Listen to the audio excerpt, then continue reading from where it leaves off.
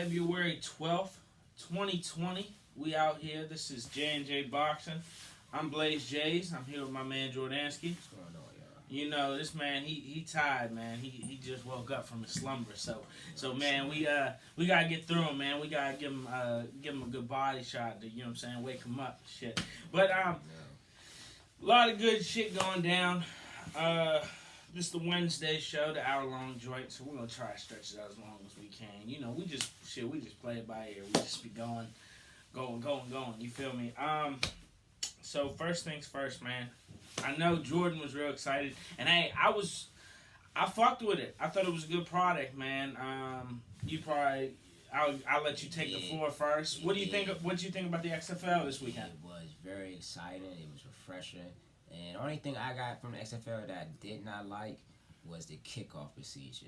I understand that they say they did it to cut back on the high impact hits, so people won't cut back on injuries. I just think it was a little bit.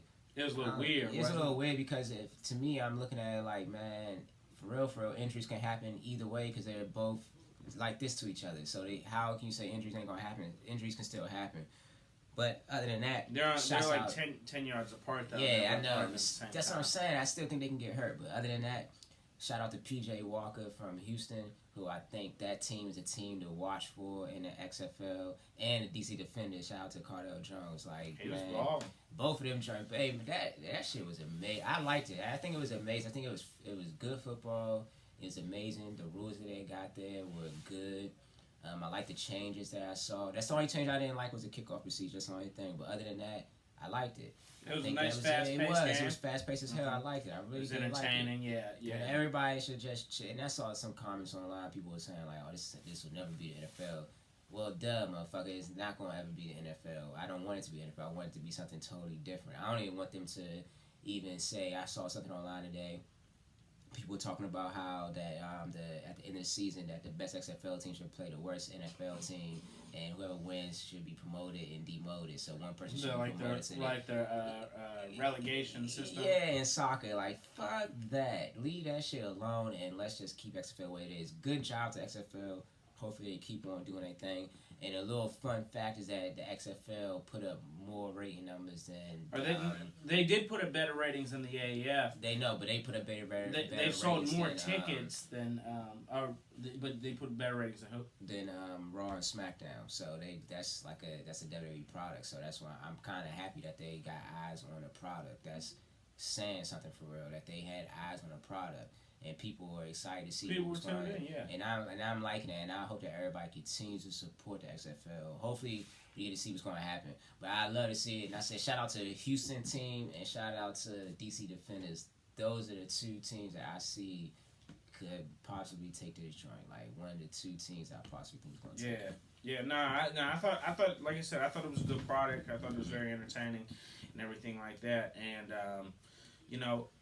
Good job. I mean, it seemed like a quality product. You know, beforehand I had said I was a little hesitant about what had happened to the AAF because I was so excited for the AAF, and the joint did, like you said, better ratings than Raw and SmackDown. It did better ratings than Week 1 of the AAF last year, and they said that they've sold more tickets in Week 1 for the stadiums and stuff. Yeah, like people going to the games. I believe right? that I don't know how many people Audi Field holds, but they had like 17,000 in that joint. So I want to say, I guess like for them that would be close to a. But that's a good. That's a good thing. That's what I'm saying. Like, I think you get 17,000 inside of a stadium to watch football. But that's good as shit. So, you know, I told that to Josh. Like, we were talking about like when he used to work at the National Stadium, and so he'd be like, you know, the National Stadium holds like 35,000, 40,000 people, something like that. And so he was telling me like the attendance like per night. He was like, yeah, and this was back when the Nats kind of sucked too. He was like, yeah, they get like during the weekday game they might get like 20, 25,000. And I said, bro, I know that might sound bad from the outside, bro. If you can have any event during the week and you can get 20, 25,000 people to come, I know it's on the weekend, but I'm just saying any type of event where you can get 20,000 people to show up, that's good. I would love to have an event and we could get 20,000 people. We'd be like, oh shit, we was doing good. We got 20,000 people out there, motherfucker. And so, if you look at if you was watching the Sunday game, I forgot what team was. I forgot. I don't want to correct. I don't want to be wrong, but I think it was a Seattle game they were playing, and I think that they panned over to the stage. They panned over to the stands. The joint was damn near almost full. Like, yeah, they did a good job. I think that everything about that joint was good to me, in my opinion. Like I said, the only thing I didn't like was the kickoff, but shout outs to all the players. The hitting was amazing. That joint was tight, man. I liked it. I think that joint. I can't wait for this weekend. See what happened on this weekend, just to see the excitement of the game. Like, the pace of the game was good. Like, man, I think that it's going to be a good game. I think it's going to be a good product. I think that they are picking up from where the AF left off, and they are actually picking it up, and they are taking the ball and they're running it, and they're doing a good thing. They use the mistakes from the AFF, and they are actually capitalizing on what happened last year. And that's what I say. My theory is that the AF was a test run to see what was going to happen, to see all the kinks and everything, to see what they can do to change it, see what they can do to see how the target demographic, to see who they can get to. I think that was a test run for the XFL. Now we got the XFL. Let's hope that this idea is going to work out. Yeah. Hats off to them though. So far, hats off to y'all.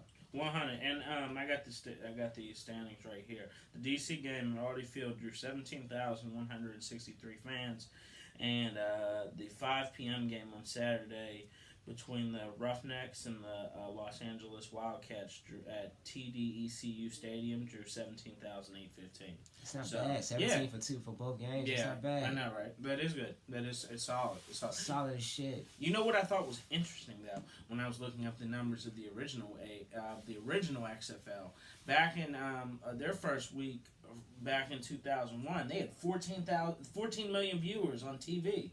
Like, I was like, wow. They like, did numbers back then. See, back then they also incorporated the media storm that they built to build up the league was so high. Like, and they had eyes of other. They were actually targeting two demographics. They targeted wrestling fan base and the fan base for football that wanted spring football and wanted football to continue. So, but now that they don't got that shit, that wrestling shit involved, to see that they were able to get the viewership that they were able to get, and to see that the fans that they were able to bring into the stadiums, that gave me hope that this is going to actually do well. Like, I think this is going to actually do well. Hopefully that they stick to their game plan. Hopefully they stick to everything. I like the way it's broke down. I know that the 10-game season, each team gets $100,000 per team each game, so that breaks down to I think like $55,000 for each person or each player, some shit like that. And then $1 million for the team that wins the championship. That's not bad. It's the same $1 million that they gave to the team the first go around for the XFL as well. So let's see what happens. And with Vince, the league owning all the teams, I think that's a good idea for them as well for right now too. So like I said, I want to see what's going to happen. Hats off to them again. Keep doing it. Keep that WWE shit out of there. That's all I gotta say. Keep that shit away. Yeah, so we'll see what happens. We'll see how it all progresses going forward. And like I said, week 1 looked like a good product. It looked entertaining to me. So just keep trying to build on that and see where it goes. So yeah, so man, it was good football this weekend. Get ready to check out the XFL in week 2. The next thing I was going to say, man, I don't know if you watched the Maryland game last night. They played Nebraska. Nebraska was coming off 8 straight losses, dog. Fucking dog, they tried it. They tried it. Like, it seemed like every time Maryland was kind of building the lead, Nebraska would start to come back. And I think Maryland was up by like 7 with a minute to go. Boy, after a couple missed free throws and a couple made threes, Maryland was up by 1. And Nebraska drove it, and Jalen Smith got the block. And they said he might have been out of bounds. They said he never regained possession, but the refs gave it to Maryland anyway, which it was close, but I thought it was a good call. And anyway, Maryland won. They won 72 to 70. So Maryland has won 7 straight. Man, these motherfuckers on the road. They 20-4, number 9 in the country. Right now, I was looking at the little projected seeds, and they had Maryland as a 2 seed. Damn, I said last week I was like, what, 3 or maybe 2, 4 or 3, whatever. 4, at best 2. Yeah. That's good for being 2 seed. Yeah, they could definitely get seed, that. You know they're gonna play somebody sorry as shit. They just gotta keep this momentum. Just a prediction. They had them at playing Murray State. Murray State was going to be the 15 seed, so 2 seed. That's not an easy matchup. And then theoretically, they'd play the winner of Texas Tech and USC in the second round. Not that easy matchup either. So anyway, man, it'd be interesting. I think Maryland has the potential to try and make a run. Like I like them. I like their toughness. I know they need to do better than they did against teams like Nebraska. I wanted us to smoke Nebraska for what Nebraska had done as in football. Even though I fuck with Nebraska football, I don't fuck with Nebraska basketball. So I want Maryland to whoop their motherfucking ass. And Nebraska was tough. They were tough, man. They came to play. They really wanted to try to get the upset on the road too. It was in College Park and shit. Maryland, they was able to hang on. So shout out to my Terps. They did their thing. We happy about that. Man, ain't no more NFL going on, man. NFL, we done. Shit, good thing that we got the XFL. We got some type of football to pay attention to. Anyway, it's boxing season for real. It's still a lot of good boxing. Boxing's year round. It's still a lot of good matchups. As this year, for real, hasn't even started. For when you think about the matchup, the first big matchup this year will probably be Wilder versus Fury 2. Then you got Manoy fighting in April. Then you have, I believe they just try to pin a date for first Ryan Garcia has to get through his next opponent. Once Ryan Garcia gets through his next opponent, as if he does, I'm not going to dismiss his opponent. As if he does, then you got Javante and Ryan Garcia saying that they will fight each other after that. So you got a lot of good fights coming up. It's a lot of good fights. And Caleb Plant fights this weekend. And that too. It's a lot of great fights still coming up here. So you just gotta be careful. Just watch and make sure when I say be careful, I'm not saying like in a bad way. Be careful on like keeping track of everything, because you might get too consumed in one matchup and forget about the other matches that's coming up. There's a lot coming up, man. Nah, 100. Before we get into the boxing now, I want to say my favorite basketball player, Andrew Wiggins, he went to the Golden State Warriors. I think that's a great situation for my mans. Like, I felt like he's in some ways you could say he's sort of been a bust, maybe. I mean, maybe that's reaching, but he's sort of he hasn't lived up to expectations of being the number one pick, I feel like. I think that's because his situation. It's not. I feel like in Minnesota, it just, I think Minnesota's a low-key toxic environment where Karl Anthony Towns. That's my opinion. Hey, but he loves D. Russell, though, and so, I think it worked out for the best. Andrew Wiggins can come over to the Warriors. Mm-hmm. You feel me? When Steph and Clay get better. No, that's what I'm saying. That's why I think. I think when I heard Wiggins was going to the Warriors, I was saying, they kind of got like a big three for real. They got Draymond. Well, actually, that's 4. They got Draymond, Clay, Steph, and Wiggins. Yeah. I don't know who their center is, so who cares? But if they can once those guys get back, if they can incorporate all 4 of them together, son, I think Wiggins. It'd be a lot less pressure on Wiggins, and I feel like he can grow up. And I think that he could too. That'll grow up. That'll help him out. Minnesota was like college. Like, you know what I'm saying? I know he went to Kansas for a year, but Minnesota was like it was like 4 years of college. I'm telling you right now, and I know that that Cat is happy that that Russ is with him, but at the same time, I think that was a real low-key toxic environment for Andrew Wiggins, and I think that hindered his growth. Yeah. So that's why I believe. I'm not saying that the problem was Karl. I don't know. Maybe it was, but I just think that environment. Look at the Jimmy Butler situation that was in Minnesota, man. That joint was toxic as shit. That environment. And everybody was so quick to blame Jimmy. And everybody was quick to blame Jimmy Butler when really maybe we should be looking at Karl Anthony Towns, man. Maybe we should be looking at him for real. So hopefully this situation works out for Minnesota, but I know it's gonna work out for Golden State. I think Golden State is. That was a low key, like a really good pick. It was, and I'm pretty sure Golden State's like, God damn it, we just lucked up because we suck right now. Draymond needs help.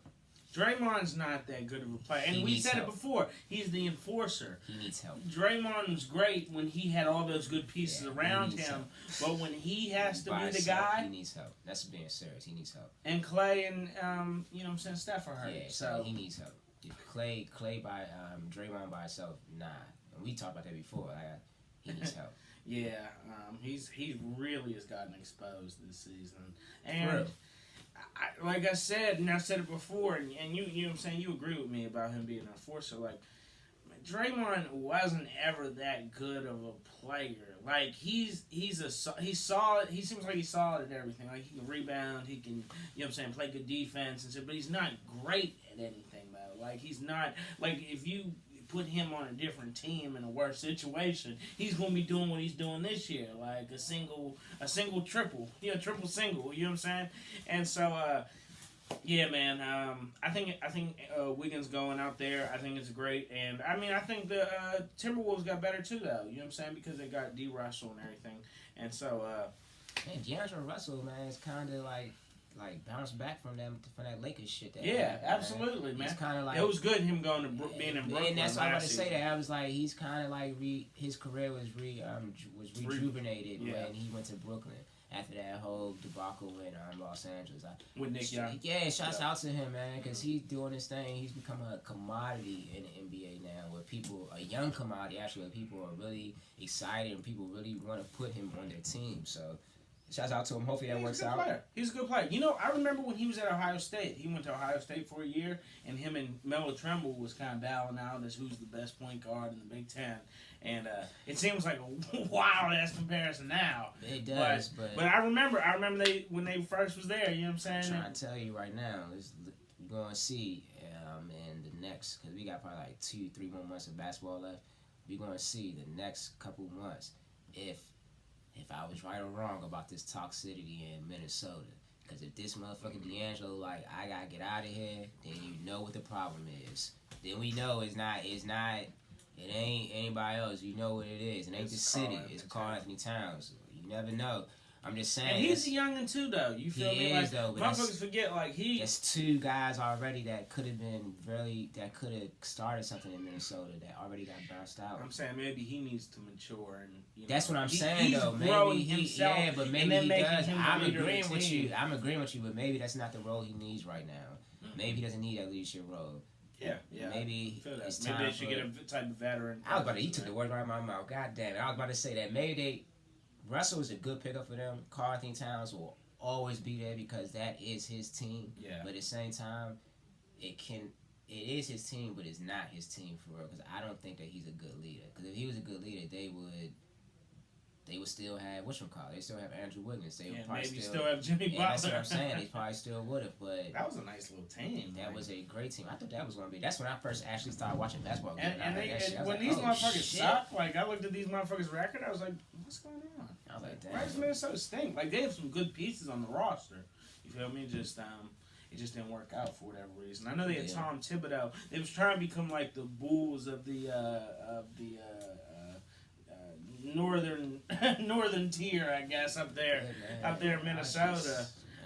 But yeah, it just didn't work out. And so, anyway, it should be interesting, man. The NBA, the NBA is the NBA, and so we got some good stuff in college hoops. We got some good stuff in professionals or the NBA. So, anyway, man, yeah, keep out on the lookout for that motherfucker. So.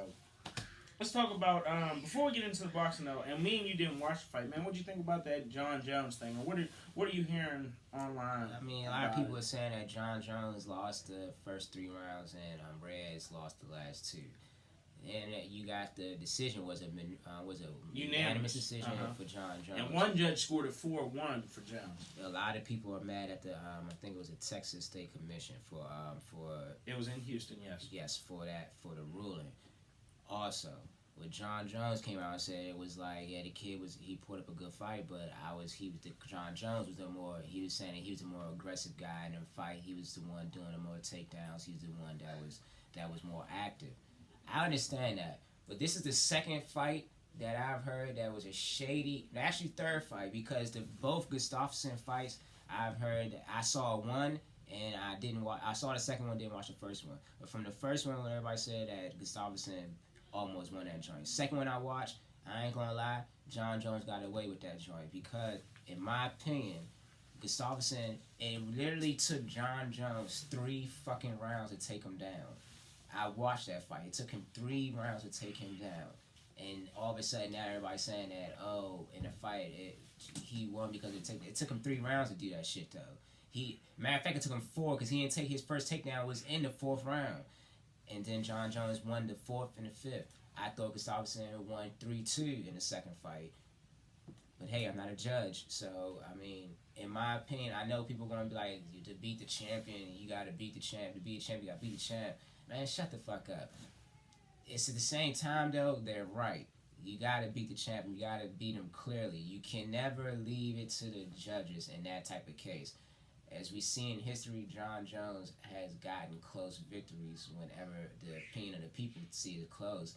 The judges don't see it that way. So you gotta. It's going to easier said than done, but I think from now on, what fighters should do when they're coming into that fight, keep your game plan, but at the same time, I got to finish this dude because I can't leave it to the judges. Because if I think I'm winning on a scorecard, that can be something totally different with the judges think. Obviously, what we saw was, what everyone saw was totally different what the judges saw. Because everybody's saying that John Jones didn't win that fight. So it should have been a majority decision, Reyes, for real. It shouldn't have been unanimous decision, John Jones. I've heard some people say though that and I was telling you about the guy that I was listening to online, that he had the first round for Reyes, I think Dominic Reyes, first round for Reyes, second round for Jones. He actually scored the second down, scored the third for Reyes, and the 4th and the 5th for Jones. That's how he had it, and so he would have had Jones win 3-2. So I mean, it's different opinions out there, but I agree with you. I think you got to beat the champ. Like you do though. You got to beat the champ. You got to dominate. Like and I think you have to. Like you got to dominate. Check like Khabib and Conor. Khabib came in.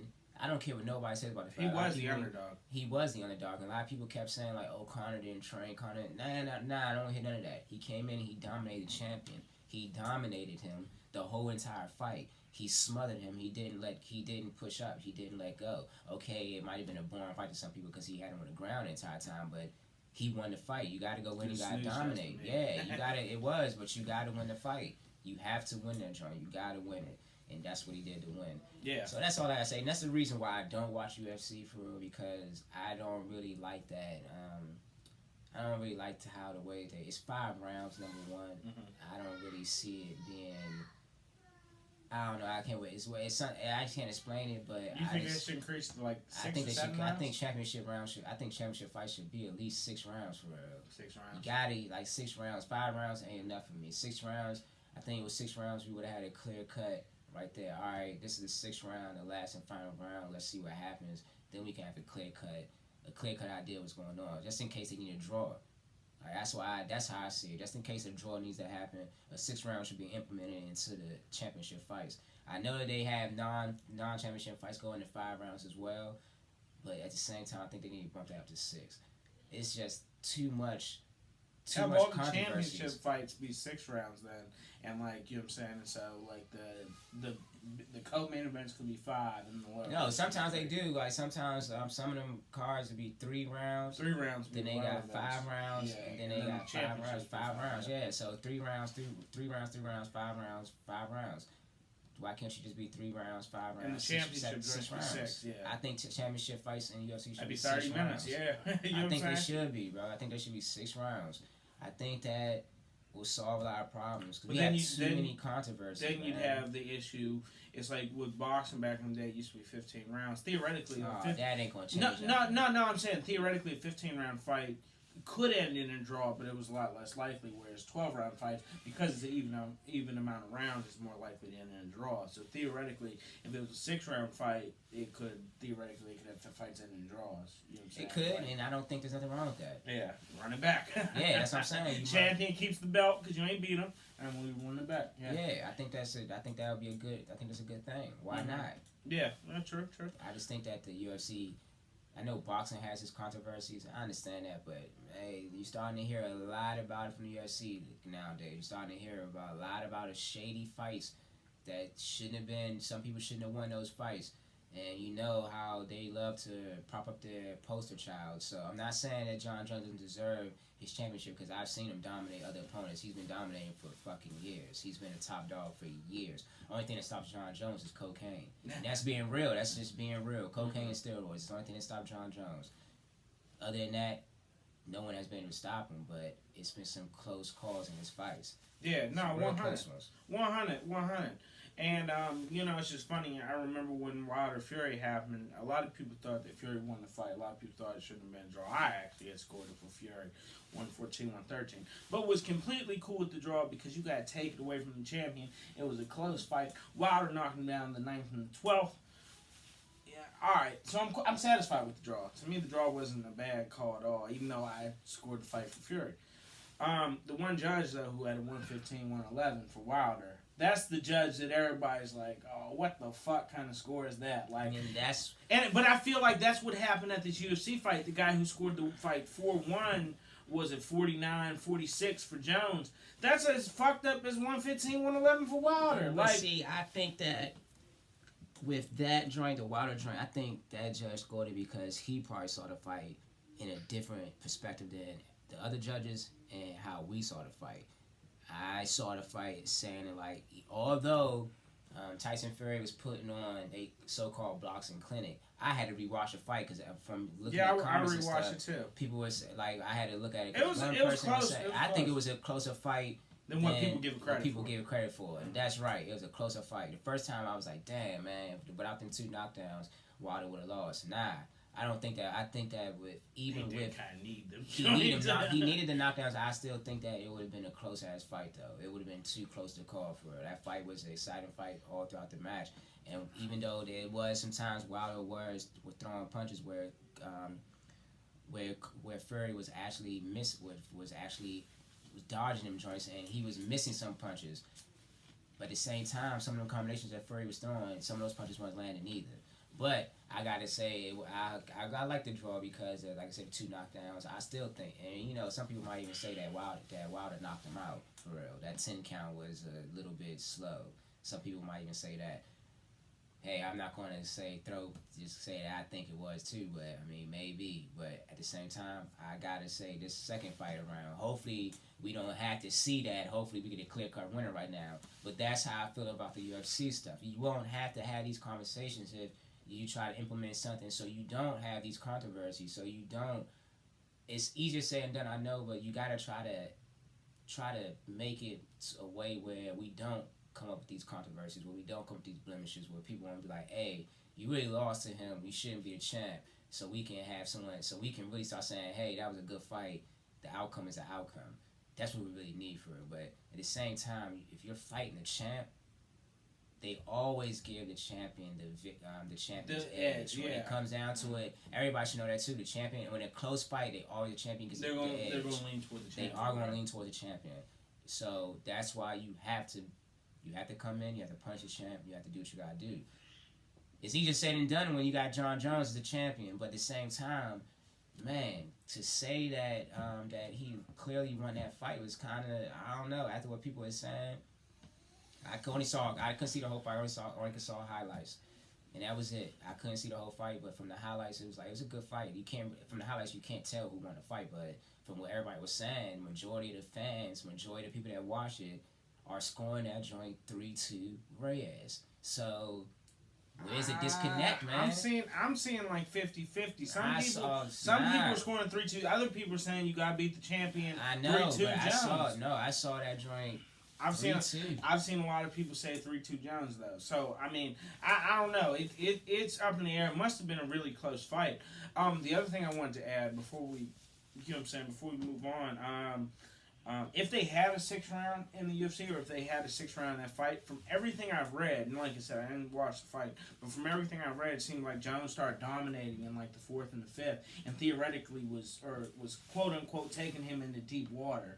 And if they had a 6th round, maybe Jones would have knocked him out, or maybe Jones would have. That's why you should have a 6th round championship fight, because he would have. That's why the 6th round was needed. So you don't have to worry about anybody doubting it or anybody saying that to the 6th. If you taking him in deep water in the 6th round, in the 4th and the 5th round, the 6th round, you're gonna put him away. He's gonna be in trouble. So that's why a 6th round should be included into the championship fights. That clears everything. But hey, no hats to him. He's a champ still. Hopefully, the kid deserves an automatic rematch. I know that for sure. Yeah, it'd be great if they could run it back. He deserves an automatic rematch. He's probably not going to get one, but he deserves one. See, and I'm usually not a big fan of rematches. You feel me? Because my thing is, I beat you once, it's over. What we running it back for? But if it's a really close fight, nah, though, you need you it. know, or it's a It controversial. was real close. It was controversial. Yeah. And it wasn't a clear cut. And as the victor, as the champion, you want to prove that it's for real. Yeah, it wasn't a clear cut. He needs to be. They need to run that joint back. So they're saying. So initially, before the fight, Jones was saying it's inevitable that he was going to move up to heavyweight. Do you think he needs to press the brakes real because quick? he's talked about that. He's talked about that years ago. They talked about a super fight. No, recently before this fight, he was saying it's about, inevitable he goes up to heavyweight. Yeah, because he's been talking about. They've been talking about that for years ago. Though they was talking about a super fight between him and Brock Lesnar years ago. Yeah. But now, do I think that will make him solidify his career? I mean, Randy Couture's done it. Randy Couture's went from light heavyweight to heavyweight. He's bounced back and forth. There's people that have done it before. I think that it would be a good move for him because maybe he'd be the top dog in there. And it was 206 and up for them. So hey, gain 1 pound. Maybe he can walk. Maybe he can walk around his natural weight. Maybe his natural weight 215. They said his brother said 230, but I think it's 215. Really, it's 215. I know what you said. When he's on vacation, he's 230. I saw the exact same thing. His brother said it was 230, but I think it's 215. Right. But who am I to say? His brother would know him more. Maybe it is 230. Yeah. If it's 230. More power to him. Go ahead, do it. I think that would be a good move for him. That's He's crazy. already beaten 25 pounds. Because Daniel Cormier was the heavyweight champion. Yeah, he already beat Daniel Cormier 3 times. Nah, but now it's Stipe Miocic because he beat DC. I know. I think that he can beat. And the only reason I know Stipe Miocic is because he said he wants to fight Tyson Fury. See, I ain't never seen these guys fight for real. I did watch Greg Hardy though when Greg Hardy's last fight. I think John Jones would do well in the UFC heavyweight division. Yeah, he would have to change his style up. I think that he would have to change his style up a little bit because there's some big boys, but at the same time, he's a big boy too. Shit. Yeah, he's a motherfucker 6'4". I don't think nothing. I don't think nothing gonna happen. I think that if he moves up, that's more money for UFC. That now he's bringing excitement to the heavyweight division. And you know what I'm saying, he could sort of bring back more eyes on the heavyweight division. Yeah, absolutely. Because I don't feel like Stipe Miocic or DC is probably a household name, Dan Cormier, but like Stipe Miocic, I don't know how many people really know him. Like it seems like a lot of people don't really follow the heavyweight division in the UFC. It's kind of like heavyweight division in boxing for real until recent times. So it should be interesting.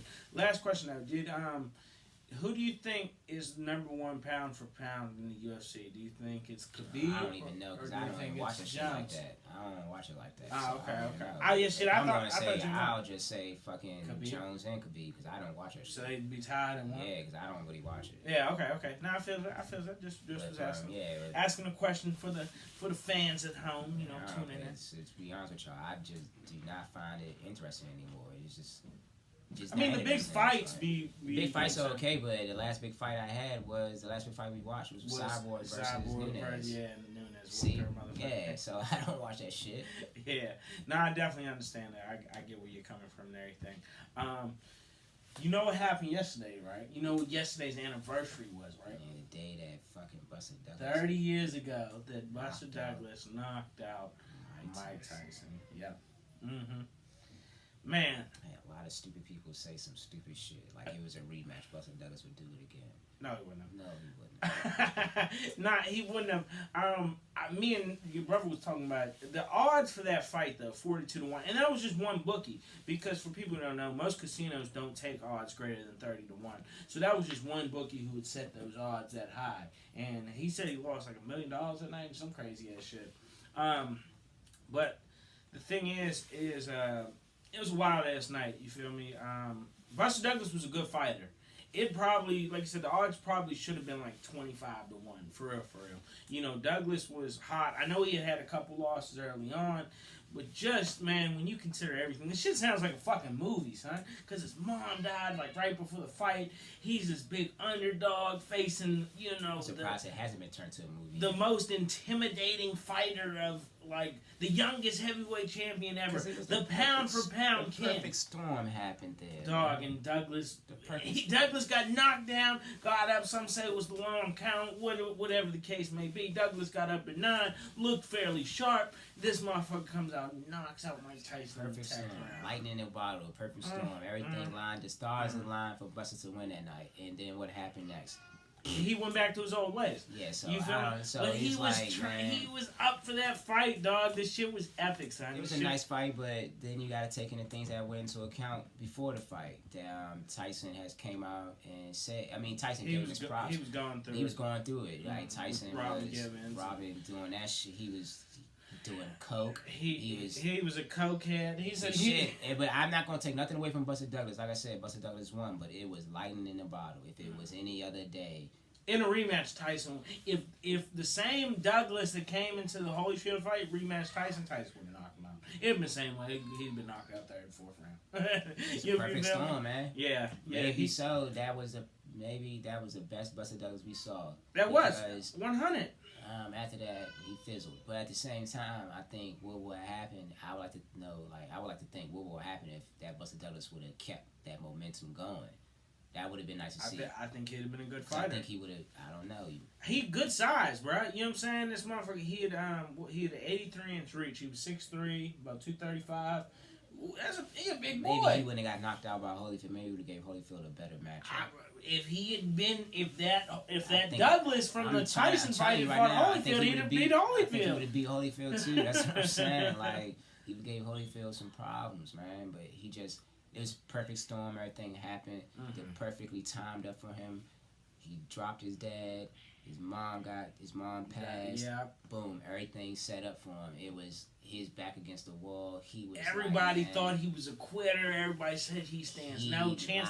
And he wanted to prove everybody wrong. The boxing guys lined up the stars for him. It's like, it's time for you to do your thing, kid. We giving you this. This gonna be the night of your life. We giving you this. Let's see if you can move it. And what they called it? Buster Ruiz. That's what they said. Buster Ruiz. That's what they call Andy Ruiz. Buster Ruiz. Because that's how that happened. But at the same time, hats off to him. Hats off to Tyson Fucking epic. Man, that was a good fight. But hats off to him, man. Hats off to him. Douglas was winning the whole fight for real. Tyson had to kind of come back to get that knockdown. Knocked out by still. I think that joint's it was a good fight. And that was a blemish on Tyson's record for. It was his only loss before he went to jail. You feel me? And again, this nigga lost to Holyfield the next fight. God, because he went back to his old ways. He became the old Buster Douglas. We saw what happened with Andy Ruiz. We were scared that would happen. We said, don't be a Buster Douglas. And sure enough. I mean, I'm not going to write him off. I told everybody that AJ was going to win a rematch. I thought, I was going with Ruiz. I know you was. I told everybody he was going to win. I said, this nigga going to win, man.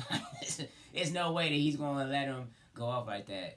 He was going to win a rematch. I would have put everything on that AJ was going to win a rematch. I didn't think that Andy Ruiz was going to win. I didn't think Andy Ruiz was going to lose like that, though. I thought it was going to be a good fight. Way more competitive. I thought it was, and that's what disappointed me about it. Even though AJ ran, he went 12 rounds with AJ, which is a statement. Which is Andy Ruiz is a good fighter. And AJ didn't look too comfortable in the ring with him the second time either, though. Even though people say he didn't, because he was on edge the whole entire time. He just jabbed his and ass. He did. And he was on edge the whole entire time. He fought scared. That's why he was running. He fought scared. And that kind of frustrated Andy Ruiz, and Andy Ruiz wanted to bang him. But at the same time, man, son, you cannot be eating tacos the day before the fight. You got to be focused, or you have to be focused, and he wasn't. So hopefully, I know he's been calling out Dylan White, so hopefully we get to see something. I don't know if that Dylan White that we saw came on that card come in the same way that he came in, then goddamn, this is going to be two slobs fighting each other if they don't get their shit together. So hopefully Ruiz, his next fight, whoever it is, I heard it might be Luis Ortiz. Man, that would not. Oh man, I don't know about that one. I think Ortiz got that joint at 9. Like, that's just my opinion. Ortiz is like 4 years old though. Yeah, but still, Ortiz, I think he got that joint at 9. I think Ortiz is not a good matchup for him to take right now. He's a boogeyman in Division 4. But Dillian White isn't a good matchup either. He needs to take a tune-up because I think Dillian White's too good. Dillian White's a good fight. I know he came in 270. Piece of shit too, and that was a sloppy fight. His only loss, I think he lost his only loss was AJ. I know, but that was a sloppy fight. And he's beating some guys. Yeah, but that was a sloppy fight. It was a sloppy fight he fought last time. I think that him and AJ will be a good fight for each other. Both of them to get their shit together. Both of them get back in the shape. Both of them get back in the ring. You think him and Andy Ruiz would be a good fight? I mean, yeah, that's what I'm saying. I said AJ. Yeah. They both get their shit together. They both get back in shape. It'll be a good fight, and I think they'll bring people to the fight. I think people will come out to see that joint just to see what's going to happen. That has heavyweight championship things in play in that fight. They are contenders for real. They're both in the top 10. Like they both in the they're both in the top 10. I think it's too risky though. Coming off a loss like Ruiz has. So. I think it's a good way to get his ass back in the mix. He need to get back in the mix, both of them. So I think they should take that joint. Take it. Ruiz is a risky fight. Both of them lost to Joshua. Man, I don't know if I was Ruiz, I would fucking take it. I probably wouldn't do it, man. Ruiz can knock Ortiz can knock him out too. Anybody can lose. Nah, I probably wouldn't take Ortiz either. I'd more likely take Ortiz if I'm looking at it from Andy Ruiz's perspective. I'd more likely take Ortiz than I would. Than I would Dylan White. I'm taking Dylan White over Ortiz. At least Ortiz is old. Like that old shit don't mean nothing. I feel like Dylan White. If Dylan White comes in shape, if Dylan White's closer to 245, go ask Huey Fury about age and how he lost to how he was supposed to be the.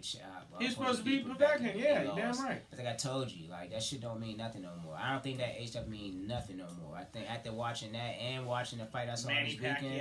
That shit don't mean nothing. I think it's all about skill and it's all about determination. If you ain't got that shit, you ain't got it. Maybe these guys aren't that good of fighters. Maybe Huey Fury's not that good of a fighter. Maybe Keith Thurman's not that good of a fighter. You feel me? Like, nothing. They're good, but they're not like. You can't say they're maybe a little bit overrated. You can't say that they're not that good either. Maybe they might be overrated. Maybe they're not. I don't even know Huey Fury.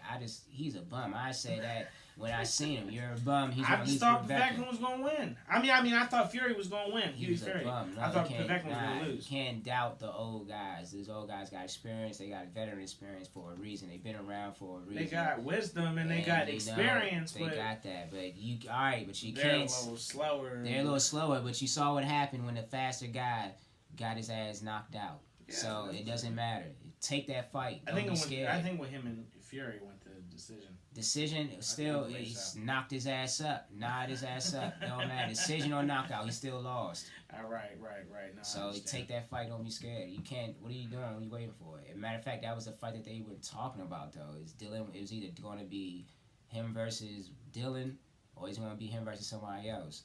Andy Ruiz? Yes, that's the fight they've been talking about. He should fight Luis Ortiz. That's what I think it's less risky than fighting Dylan White, because Dylan White is in his prime. Oh, fuck that. I think Dylan White's a bum too, for real, to be honest with you. You working. I'm being dead serious. I think he's a bum. His only quality opponent has been who? Anthony Joshua. Yes. But he's beaten guys. I can't tell you anybody he's beaten. All right, so I'm sure if you looked at his record, he's beaten some good fighters. Some British fighters, probably. And he's gotten through them motherfuckers. Some British fighters, probably. Why do you think all those British guys want to leave Britain and come to America and fight America?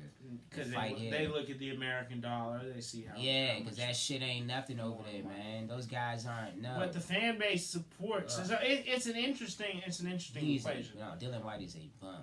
I'm sorry, he's a bum. He's not. Yeah, if anybody go fight just throw it then. If you're so afraid for him, you sound like you're afraid for Andy Ruiz. That's what it sounds like. It's just he's coming off a loss. He's coming off a loss. You're afraid for him. You don't want 2 consecutive losses back. You don't, but guess what? You shouldn't have been eating tacos. Don't take risky fights. He still should be the champion. He shouldn't be eating tacos. That's his problem. Hey man, what you think about his trainer? His trainer said he saw it coming from a mile away. And I believe his trainer too. And I would say the exact same thing. I saw that shit coming. We warned that shit. We knew that, like, when you seen his dad come up on a fucking apron with some fancy sunglasses on, a fancy shirt, and his trainer still got the shit on from when they was fighting Joshua the first time, that's when you got a problem. When you see that shit happening, when you see the guy talking at the post-fight conference saying, "Oh man, I was trained on my own. I didn't listen to my trainer or my dad." You know that shit was coming. You didn't take it serious. That's on your ass. It's not your trainer's fault that you didn't want to train with him. It's your fault. That shit is disappointing. And I know I'm sounding mad right now. I am mad because he let a lot of people down. Okay, I can understand the fact that he got money that he never seen before. He's enjoying his life. This is not no fucking game. This is the respect and the fucking heritage of the heavyweight division that you held. You took. Everybody doubted you. You took this fight on, 10 days notice? Or 2 weeks notice? Or a month notice? Yeah, like a month notice. And you beat this dude? Are you serious right now? Everybody doubted you and you beat him in impressive fashion? You should have came in that joint, and you had him running scared the second fight. You had him running scared the second fight. He was just using his reach the whole time. What he should have did his first fight. And you just, what's going on here, bro? You ate yourself out. You ate yourself out of the fight. You gave an excuse you gave for coming in that weight. You said, I wanted to be heavier for the next fight. Man, shut the fuck up, man. Like, he told us he was on a diet. And you did say that to everybody. You said he was on a diet, bro. Like, nah, man. He threw his opportunities away. That's why I want him to fight somebody both of them for real. Him and Dylan White are disappointments. And that's why I'm mad at Dylan White, too. You came in shit sloppy as well, too. And even that's off of a layoff. I understand that was off of a layoff. That was coming back from a layoff and everything. I understand that. But this is your job, man. This is your passion. This is what you doing, bro. This is what you are. This is your career. This is your career. This is what you did since you were young. This is what you were. Eat, sleep, wake up, repeat, boxing. There should be no excuses in this. No excuses at all. You come into this fight, you know what you're expected to do. You don't let your trainers down like that. Andy Ruiz let his trainer down. Dylan White, he was on a layoff. I understand that. He came in, he was on, like I said, he was on a layoff. It's still no excuse, but he was on a layoff. He still won his fight too. His last fight, Dylan, when I watched that joint, they were gassed by the 5th round. Him and his opponent were gassed, and his opponent was in shape. 271. Jesus Christ, man. His opponent was like 39. You know what I'm saying? Like, they both was so gassed, bro. That's not good. But, like I said, I'll give Dylan White the excuse because he was on layoff. Mm-hmm. Andy Ruiz, you have no excuse. Ruiz has no excuse. That is no excuse at all. You were seen out partying before the fight. You were you were out eating tacos with the Prince of Saudi Arabia before the fucking fight. That's the day before the fight. That's unacceptable. That's unacceptable. I don't care what nobody says. Unacceptable. Yeah, I agree with this trainer. We saw this trainer a mile away. We did see us a mile away. If you didn't, you're blind, and that's the problem. Hopefully, the next person that fights him, next person that trains him, will get him back focused, get him back in there to get him back in the ring, get him back in the gym. Hope they do something for him because right now, I don't think he can beat nobody for real. That's what I'm saying. So he shouldn't be fighting Dillian White. But still, at the same time, I would still do it. Like, I don't think he should be fighting I don't think he would beat nobody, but at the same time, he needs to fight somebody. He's in the top. Ruiz is ranked number 6 in the heavyweights for the heavyweight rankings. I think Dylan White's like in the top 10 too as well.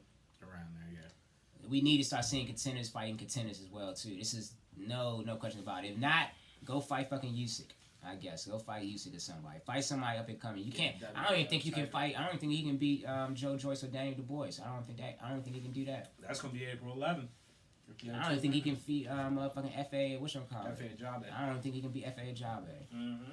So I don't know about that. That's just. Who you talking about, Dylan White? I'm talking about fucking Andy Ruiz. That's what I'm talking about right now. I don't know about all that because he just let me down. I saw something in him in that second fight. The build up to that second fight, what I saw was disappointing and it wasn't good. It was lackluster, really lackluster. Buster Ruiz. Really lackluster, man. It was very disappointing. Very disappointing. Yeah. And then you got the nerve to say you want a third fight too, man. You may get the hell out of here. Like he's gonna fight you a third time. Yeah, right. No, you're his kryptonite. He ain't gonna fight you a third time. Right. You kind of bad stylistically, and once he overcame you, yeah. And I mean, you gotta give him props though. He went 12 rounds with AJ. You know, you gotta be a good motherfucker to be able to do that though. You feel me? Like, I mean, I think he has talent. It's just how bad does he really want it? That's what I'm saying. I don't think he wants it any better. I don't think he wants it. Yeah, no, I definitely feels that. The one thing I wanted to say though, kind of switching gears a little bit, and still on boxing though. Last show, I believe I was talking about the Murata fight, Canelo maybe fighting Murata, and that's essentially been called off. I was saying that I think it would be an interesting fight because I think Murata is a good fighter. And from the standpoint that they could fight over in Japan, I think it would help increase Canelo globally. The thing, though, it couldn't be at the Tokyo Dome, or it couldn't have been the Tokyo Dome on May. It would be May 3rd over there, because that's what I think Bob was saying, was that if they did it, it would be like in the afternoon on a Sunday in Japan, or, you know, kind of early in the day, so it could be prime time over on this side. And So it couldn't have been at the Tokyo Dome because they have a baseball game that day on May 3rd, May 2nd. It's like the equivalent to the New York Yankees over there. They're going to be like during their season, and so it couldn't have been then. It could have been theoretically, what would it be, May 24th. It could have been that May 24th theoretically, but they called it off. There was another stadium though that's like 2 hours away from the Tokyo Dome, and it's like the equivalent. It's like very similar in size though. There's a concert on Saturday, May 2nd, but they said theoretically they could have had it there on May 3rd. Huh? I wonder if it's Kerrigan Hall. No, it began with an N. It was Nyogi, like the Nyogi Dome or something. If I mispronounce it, I'm sorry. It was like NY Dome. I think if they was to do that drink, if they were to do it, even though it's not happening no more, if they were to do it, I would wait for the Tokyo Dome. That's like the staple of Japan for real. I think if you're gonna have a big fight over there, you bring Canelo, you're gonna have a lot of people coming over. I think the Tokyo Dome is the setting place for it. I think they would have to wait for a later date. That's what I would push if I was. And if I was in the mix of it, I'd be like, look, I think y'all should fight the Tokyo Dome. Let's push this for a later date in May or maybe June so we can get y'all to fight in Tokyo Dome. Yeah. May 24th could have been a potential date if they were going to do it. The thing was, though, is I think there's like a Japanese holiday. I was reading a whole article in this joint last night. You feel me? Because I just want to know what happened to the situation. So I found I got a greater understanding. And I guess all these obstacles kind of came in the way of it. And but the thing is I think there's like a holiday or something in Japan, so it's like the week of, it's like that week of the May 3rd joint. So they said it would have worked because it's a holiday weekend essentially, and Cinco de Mayo is on the 5th, and so the third would have been really good. They just couldn't have got it at the Tokyo Dome. But then if they really wanted the Tokyo Dome, they could have got it May 24th. But anyway, all these obstacles and shit, they called this shit off. And I thought... I kind of figured that was going to happen too. Yeah. When you look at it, when you look at everything involved in it, it does kind of make sense. And it's like, maybe we were trying to bite off one more. I think they were trying to rush that. I think that both teams was trying to rush it. I think both teams was trying to fucking rush the proceedings of trying to get this fight signed and everything. But then again, you got Canelo. Look at the logistics of it. And then you got people that he should be fighting before Murata too. I understand both of them have belts in the super middle in the 168 division, but at the same time, it's like you got other people that you need to fight. He has other people that he might need to fight. So this can be. Hopefully they both retain, and hopefully they next fights, whatever happens. Hopefully they both retain. Hopefully they both can meet up in a later date. Because I would like to see both of them fight. Because I watching Murata's last fight, Cuz can hit hard as shit, man. Son, and he's lost twice, but he avenged both those losses. Yeah, but Cuz can fight. See, I was in that same article I was reading that Billy Joe Saunders was better than Murata. I'm like, who has Billy Joe Saunders fought? Like, I mean, I'm sure he's fought guys, but I like Murata better. I think Murata's a bigger puncher, I think so and he too. avenged his 2 losses. Yeah, I think it'd be more entertaining from a global standpoint to have Canelo fight Murata. I'm not really digging the Billy Joe Saunders fight because I think Canelo's gonna beat his ass. I think Billy Joe Saunders really squeaked by his last fight. He got a fucking 11th round knockout his last fight. He is undefeated, but he was getting his ass beat that last fight a little bit too. He's not that good. You know what I'm saying? I mean, like I said, he could whoop my motherfucking ass, but that's not saying much. I ain't really digging. I know one thing I would let us see in that division, in the middleweight landscape period, whether it be middleweight or super middleweight, is Andrade versus Charlo, and Charlo called out Andrade. Yes, I saw that yesterday. I can't wait to see that. I think that'd be great, and the winner could fight Canelo. Watching Andrade's last fight, Jesus Christ. He's a beast. He's a dog. That boy is a heavy puncher as well. Charlo's really good too. Charlo's a heavy puncher too, so I would like to see. I was talking to my brother about that earlier today, about the Charlo brothers. Even though they both have excellent boxing talent, and they both have excellent ring IQ. Jamal is better. I think that Jamal is better, and I also think that they're both one-trick ponies. They look for that big shot. They don't. I know that they box throughout the whole fight, but they're looking for landing that big shot the whole entire fight. If you look at the way they fight, that's what they do. They look for that big shot. They want that knockout the whole entire time. It's going to be something to see if they were to fight each other, because I love seeing guys that are big punchers fight. and Charlo is a big puncher, and Andrade is too. Yeah. So I want to see how. I want to see what's going to happen. I want to see if Andrade is good enough to neutralize his punching power and is able to capitalize on some of the mistakes that Charlo will make during a fight. And let's see if Charlo can do the exact same thing for Andrade. It'll be good for the division. It'll be something young and something youthful to see instead of watching that Triple G and Canelo shit. It'll be something better to see. You know what I'm saying? Something more insightful to see. It'll be. Nobody wants to see Triple G Canelo 3. I don't. I don't. I think Triple G's old. But I think Triple G needs to retire for real. I know it sounds fucked up. I know he's one of the top guys. Bruh, come on, bruh. You getting a little old. Like, you getting a little rusty. Like, you not what you used to be, for real.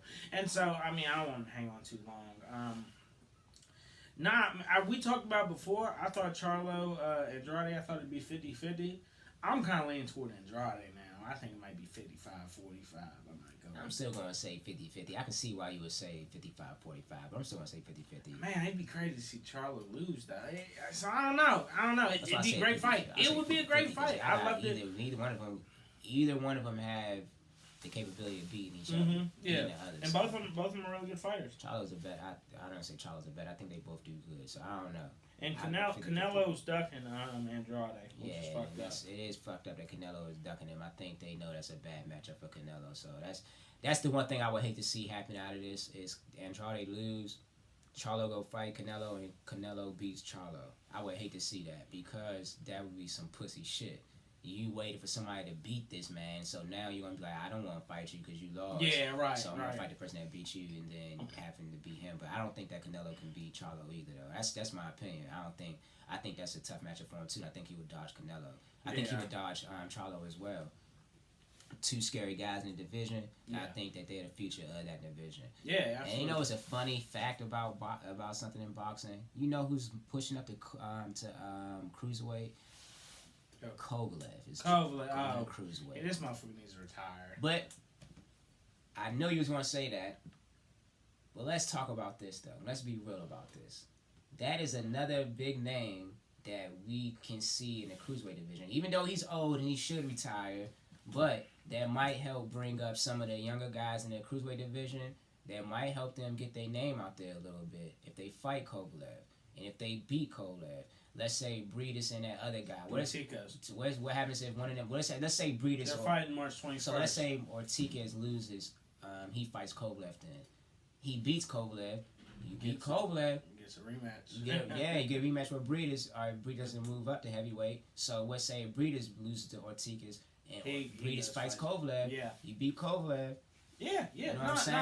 I think that's a good. I think even though I still agree with you, I think that Kovalev should retire. From a business standpoint. From a business standpoint, it's really good for the cruiserweight division. And we was looking at the cruiserweights. You don't really, and I'm serious. Unless you're a diehard fan, like I'm not a diehard. I'm a diehard fan, but I'm not. I don't watch cruiserweight boxing.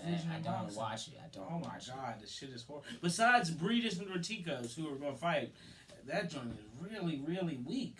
It is though. Gusov, I think he's a Russian dude. He's moving up to heavyweight. He has a fight. He hasn't fought since he lost to Usyk in 2018. Usyk obviously moved up to heavyweight.